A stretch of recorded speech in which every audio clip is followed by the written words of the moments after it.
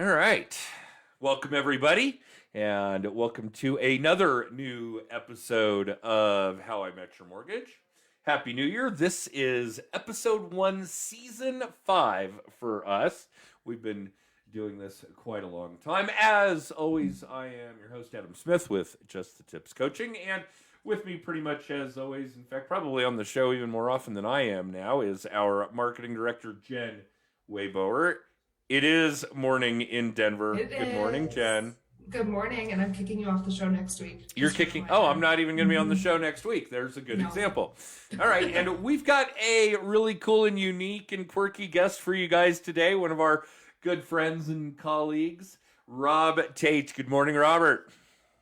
Good morning. And still morning where Rob is, too. All three of us are in South Denver metro-ish somewhere. We're all kind of wedged between Denver and Colorado Springs this morning. But yeah, Rob, welcome back. Obviously, it's probably been days since we've seen or talked to you because it was a holiday. And I can't remember the last time you were actually on the show. It's been a while. I think your beard was 2 inches smaller. That's about the timeline. Okay. I've actually been growing this out since I was 18. So it just grows really slow. Really slow. No, I really do try to trim it every so often. But yeah, it's been a minute. So Rob, obviously, as a colleague of ours, we're involved in different businesses together. We've mentored each other. We've coached each other. You've been on the show, on and on. That our audience is looking for either some really off-the-wall shit or some new and fresh ideas, some original content, as it were, when we're talking about lead gen and team structure. And don't you dare start getting in my face about building up the sales side, because then I'm going to beat the crap out of you over building up the ops side. Although I'm sure that Rob will find a way to guilt me into that shit this year without equivocation. New Year's resolutions. New Year's resolutions. I will level with the entire audience. I spent most of 21 getting pretty swole, and did jump back on the treadmill this morning because I need to be a little less swole. And yeah, it was a good workout. I'm looking forward to what this year brings, and we should have all kinds of lunacy this year too. So if nothing else, 22 should be entertaining. So Rob, let's entertain some people. Are you not entertained? What is 22 going to look like for the Downing Street Group? 21 was a big deal. Some new agents, a few shifts here and there. So we're still working on building up the sales side. Yeah. So we promoted somebody to president, right? So I've completely and utterly fired myself from anything operations, which should make you happy. Very. And I certainly am only upset about the fact that I didn't get to be the one to tell you you're fired. Yeah, that's fair. Okay. I mean, you could tell me I'm fired. You still can. It could be your moment. It could be. That's right. Our business goal this year is to grow by 40%. Good goal. And we're just rocking and rolling. As far as, what listeners should be thinking about in 2022, I think, one, if you don't have your business in a place where you can grow it with and through people, like build an actual business, then you need to do that. But for everybody else who's already done that, I think the name of the new game is joint venture. Interesting. Well, that would explain why you've roped me into some of that, and I am unable to disagree. I have yet to find or see or be able to put together any kind of a downside. So I would certainly say that that's true. And let's go back, though, to this first piece of the puzzle, because obviously a lot of our audience, a lot of our listeners, a lot of our coaching clients are on a team, maybe. They aren't running a team. You were probably fairly unique in that sense, and obviously paid dividends for you and your team. But we're talking about a lot of people that are either on a team or kind of trying to do it on their own. Maybe we're talking about some people in the real estate side that would have a TC, maybe a buyer's agent, on the mortgage side, maybe an LOA and a processor, but certainly not people that are, I wouldn't say putting, but don't yet have pieces in place where they've got a clear vision on what it's going to look like to be able to walk away from their business. They don't really have much of a business, and I'll go back to that because that was obviously the thing that really brought you and I together. But I wouldn't say that they really have a path or a vision or a goal or a destination to have a business that eventually pays them after they've walked away from it, which obviously you're working on. And just so that our audience knows how this all began, years and years ago, one of our autoresponders in a social media messaging system caught Rob.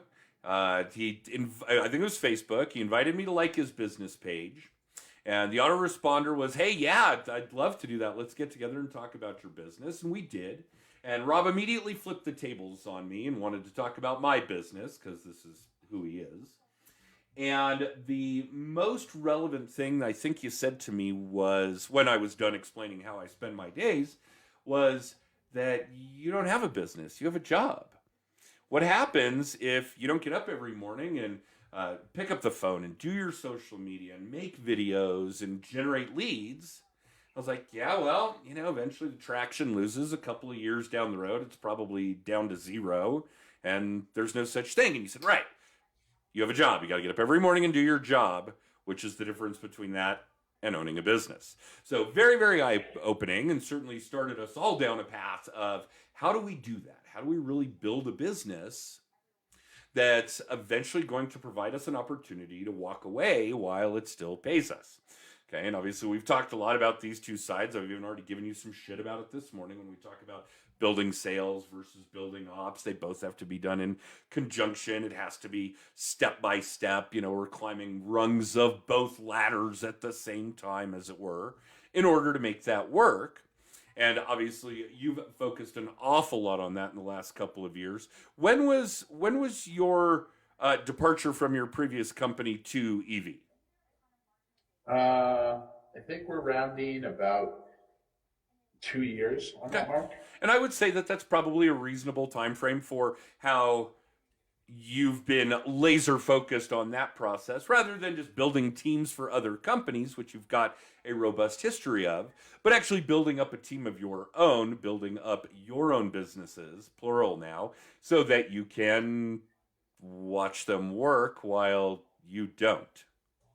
Right. Well, and that's my vision, right? Like, I want to build this really big place that has a huge impact on people, like give back to the community in a big way, but that's my vision. I think most people don't want to build something really, really big. And I think the first point of a business it serves you, right? Like, for the most part, most people could go get a job that would pay them roughly the same amount of money with less time, energy, and headache than they currently spend, right? Sure. Absolutely. So why not make that first or second hire that buys your life back, right?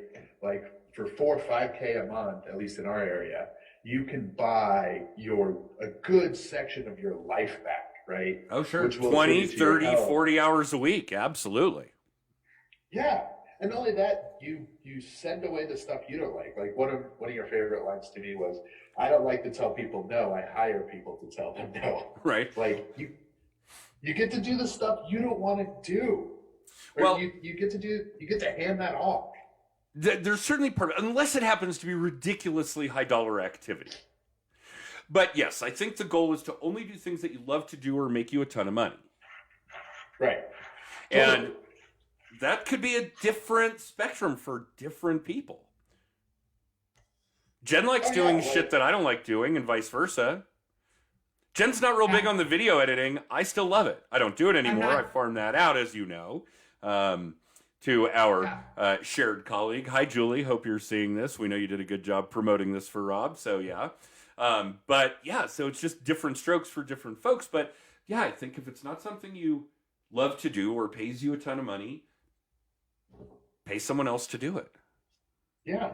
I mean, so, like, remember that study that Harvard did that said past like $80,000 a year, and adjust for inflation, right? So that number's higher now, but past a certain number a year, your happiness quotient doesn't increase. It doesn't increase. Yeah, the last time I saw this study, I think it was more like 70 or 75,000.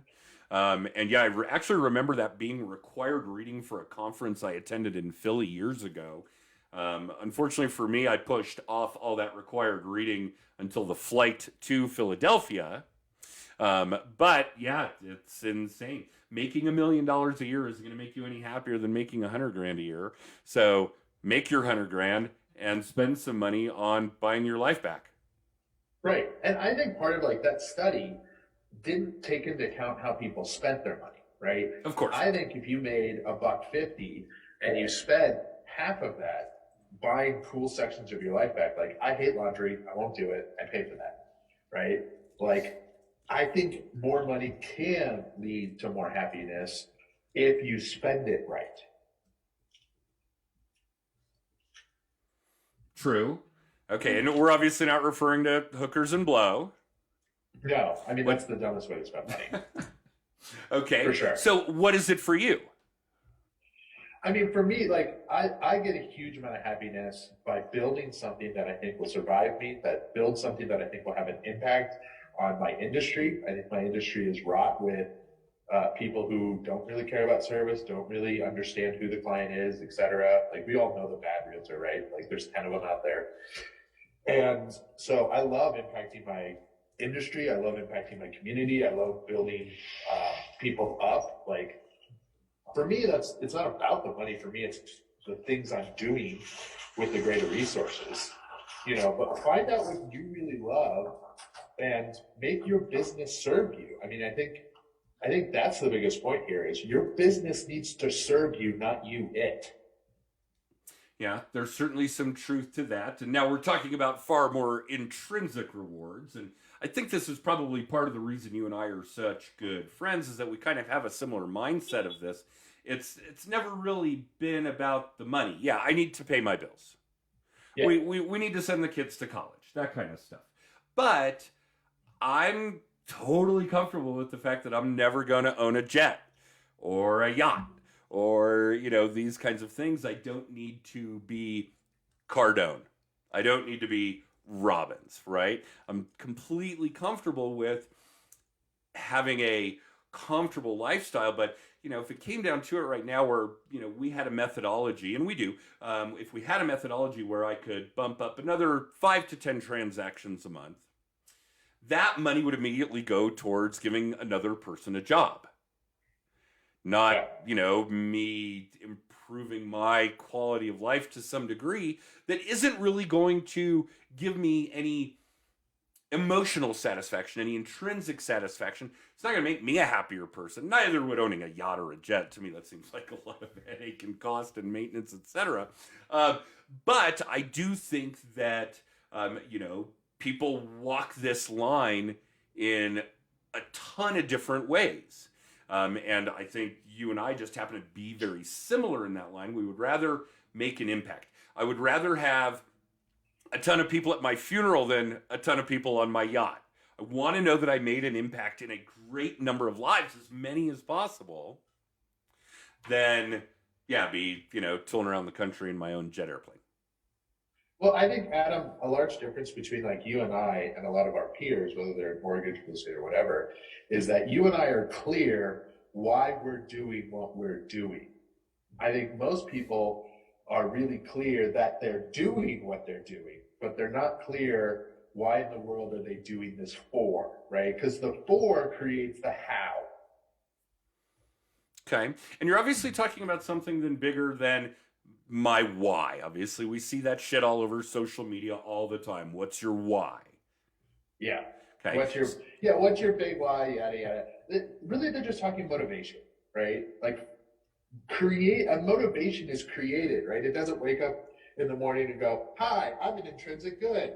Good morning, you're gonna love me," right? That's not motivation. Is something you have to create and foster. And it's like a child, right? You got to grow it. It's got to get big. It gets unruly. It pisses you off at times, right? Right. Like, But it's all about motivation. Otherwise, if you're unmotivated, you will get burned out. This will suck, and everyone in your life will suffer.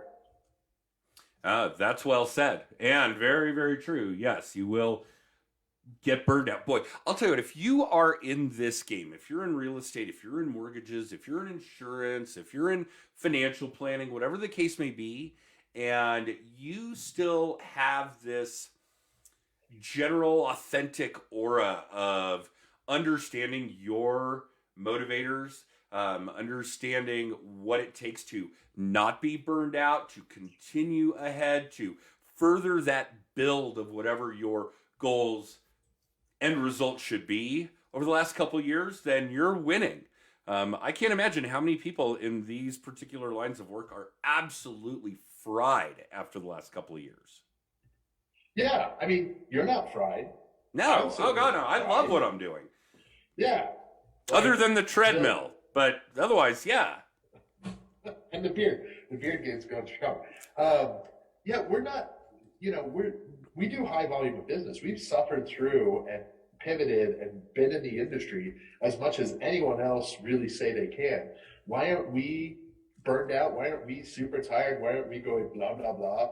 It's because we're in this for a big reason for us. And I think everyone who isn't, in everyone who hasn't connected with a motivator, right? They're the burnt out ones.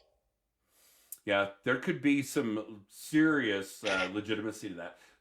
I think that may be a big, big piece of the puzzle. Although, and again, obviously it's different for everybody. But yeah, I think maybe the clarity, and some of it I actually gained from you, as crazy as that sounds. I think some of the clarity of what I want my life, my businesses to look like in 2 years, 5 years, 10 years is enabling me to, how do I put this, clean a lot of muck out of the pipeline that leads to that path, that is that path. I'm kind of able to, it's kind of, the way I'm envisioning it is kind of like the air duct cleaning, right? There's just a lot of crap on the sides of the tunnel that you go through in life, and I've been able to move all that crap out of my way. So now I have a much bigger, easier, smoother, wider path to where I want to get. Yeah. Well, the whole world is set up to grab our attention in their direction, right? That's the purpose of marketing. That's the purpose of so many businesses, is take your income and spend it with me, right? People are constantly attention grabbing you. Like, we live in a world that is built to distract you, to grab your attention over into something else. So without a huge connection into whatever motivates you, you'll get dirty duct work. Like, everyone does. I get dirty duct work. Sure. Like, you have to have these things, or else you will wake up one day and go like, this is not where I wanted to be.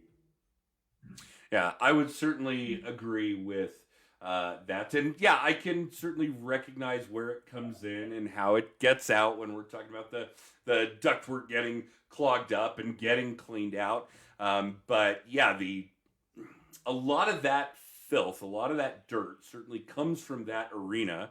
I'm sure Jen would speak to it in volumes. She's the one who gives us all the great stats on how much crap we take in, how much crap is trying to gather our attention every single day, every minute. It's I can't remember the last time we talked about this, Jen, but it was literally like thousands a day between the TV and the social media and the radio in the car and your phone and the TikTok and on and on. There are literally thousands of attempts to grab our attention, to spend our money every single day. I mean, it's absolutely Looney Tunes, but that's kind of the nature of the beast. And we are certainly not short on methods to attempt to grab attention. Yeah, and if you don't have a safeguard against those methods, it'll win. Okay, so what are some good safeguards? What are some good safeguards? Authenticity, without equivocation. Being real with people, being with real people, that's a big deal. Yeah, I think you have to sit with your vision or your idea or your motivator every single damn day. So every day in the shower, like, I have busy days. I have a lot of companies and a lot of things grabbing my attention. I go, Rob, you could cash out today and live a pretty decent life. Do you want to do that today? Or do you want to keep going? And what the hell are you doing this for? Every single day in the shower, I go through that exercise because I could cash out. I could be done and, go open a bar in San Juan, Mexico or wherever and live a pretty dope life, right? I ask myself, I protect my vision every day by talking to it, by being involved with it. Every single day, I'm engaged with it. It's the only way to beat the 11,000 things that come at you every single day. So this is an all-day not an all-day. This is an everyday activity for the remainder of your career. Yeah, I mean, think about it. If somebody told you every single day that you were fat and ugly, you would eventually believe it, right? If everybody told you every single day that the color of your shirt was actually green and not blue, eventually you would believe it. Our brain is set up to believe what it interacts with the most, right? Period. I mean, that's how crazy stuff in people's world happens, is they're just exposed to it so much and so often. So if you want to create your world, you need to expose your world to yourself all the time. And we wonder why election years have so much sway.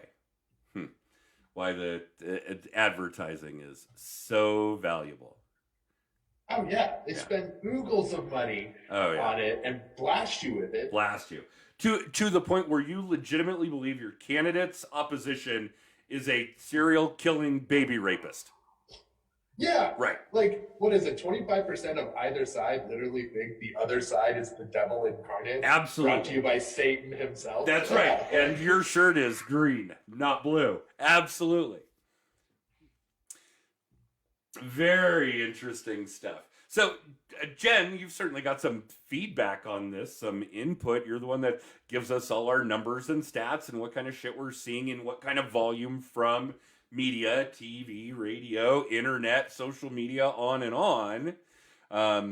Your shirt is definitely red. It's red. Yeah. There are a lot of people listening, of course, because this is obviously a podcast first, video cast second. But yeah, Jen's wearing a blue-green shirt, so we're going to try and convince her it's red.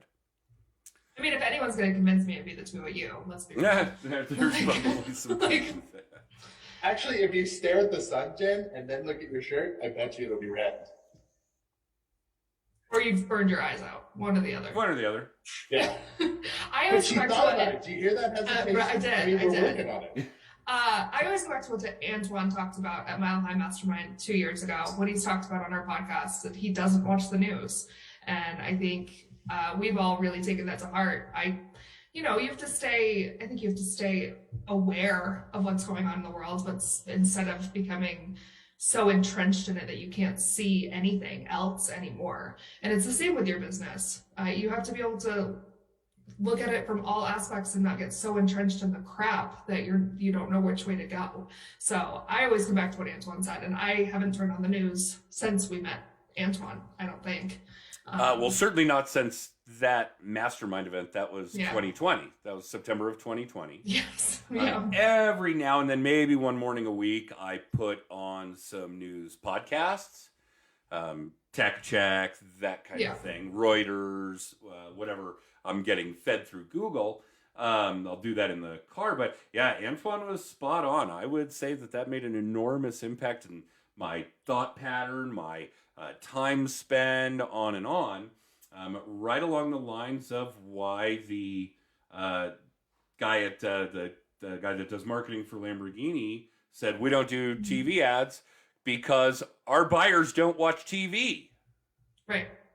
That absolutely made absolute sense to me. So yeah, I think that's true. Okay, so Rob, what do we do to stay focused? I think he's frozen. Oh, he may be. I see we lost video and audio on Rob. This is what happens when our guests do cell phones. So, but let's not stray off that subject, Jen, by any stretch of the imagination. You're in a very similar boat to what Rob and I do. You don't have any sales gigs in your space, as it were. which is, Yeah. unique. I mean, it's not complete. We're still selling wine. Yoga. We're still selling ourselves as a yoga instructor.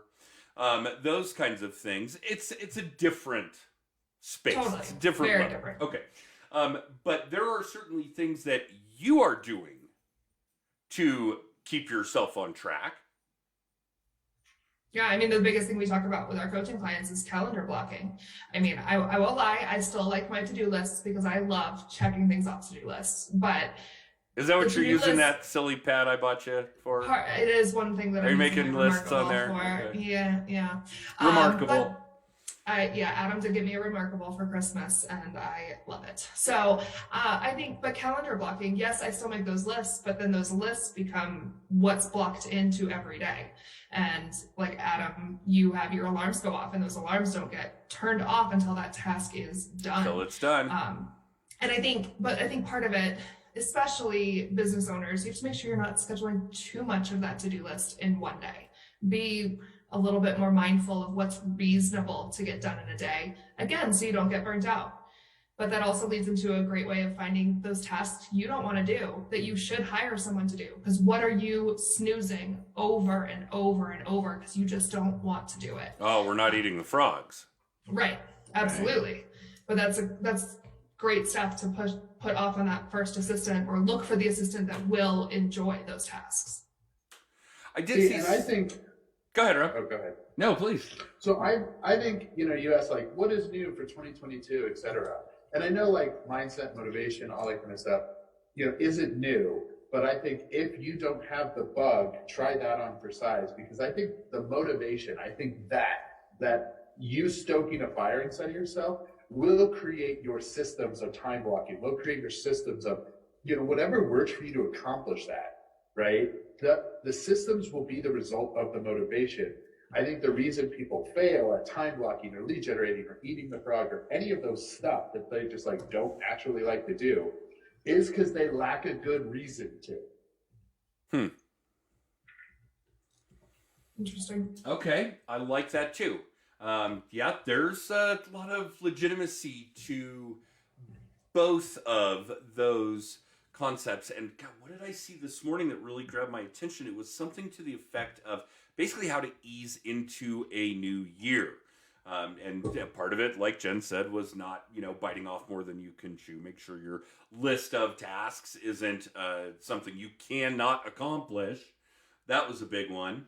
And I can't remember what the other two were. There were three solid tips about how to kind of get established with your schedule, with your time blocking, with your workload in a new year. But that one obviously struck a chord twice, both with whatever I saw online this morning and now with Jen saying it as well. And I think that's a lot of the criticism of resolutions. We've been talking about that in the yoga space a lot, is criticism of setting New Year's resolutions. And I don't think there's anything wrong with setting resolutions. I just think there's something wrong with trying to do it all at once. Like, I'm going to work out every day starting January 1st and read 20 pages and make $1 million and this and this and this, instead of being reasonable and about eat right those. And Yeah, it's about setting reasonable expectations, not just for others, but for yourself. Yeah, I did see a lot of people post the lengthy lists of the New Year's resolutions. And yeah, one of my first thoughts agreed was like, really? You're going to take all that on? You can't do it all. Wow. Yeah, maybe split that up into a couple of years. Right. So ask yourself this, why do resolutions very typically always don't work for most people? And I think the reason is sometimes, sure, could they be big and lofty? Yes, but even the small ones, even I'll go to the gym 2 to 3 times a week. Even those get failed. Like, everyone has 3 hours in their week, including me, who's very busy, and you, Adam, who's very busy. Everyone has 3 hours, right? You can hit the gym. Why consistently do almost all New Year's resolutions die?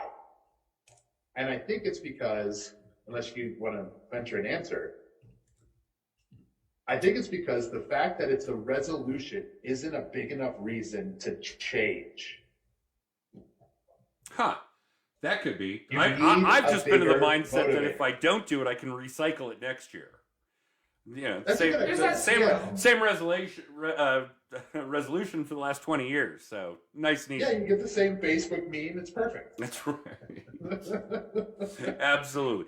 There may have been 20 years prior to that where I said my resolution was to stay the same asshole that you've all known to come and enjoy and love.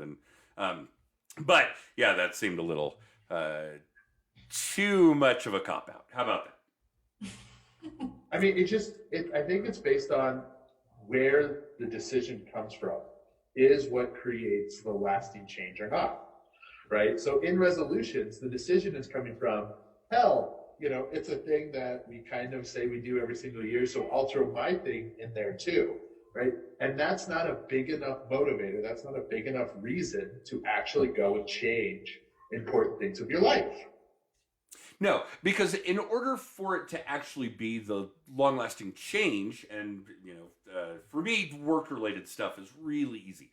If I want to implement something new this year, I'm going to put it on my calendar, and I'm going to block it out, and I'm going to do it and do it and do it and over and over and over and be consistent and be constant, and that actually changes behavior.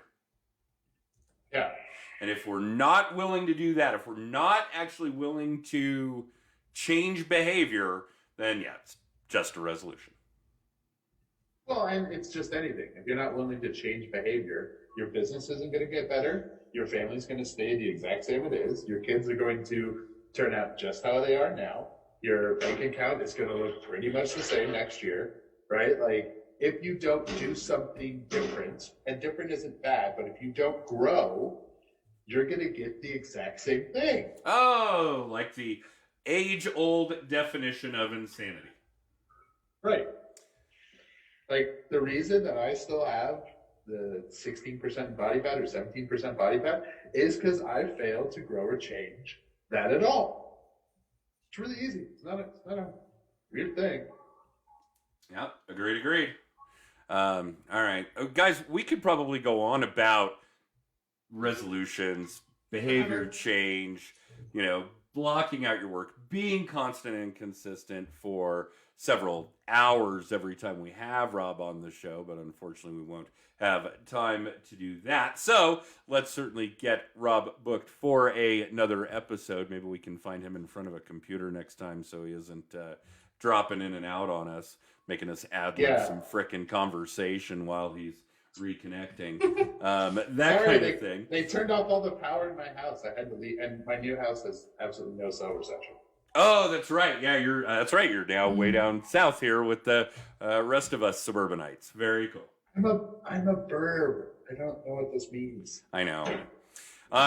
There's a painful learning curve here for poor Rob, going from being an urban kid pretty much all his life in the city limits to even being more suburban than we are, which is really, really weird.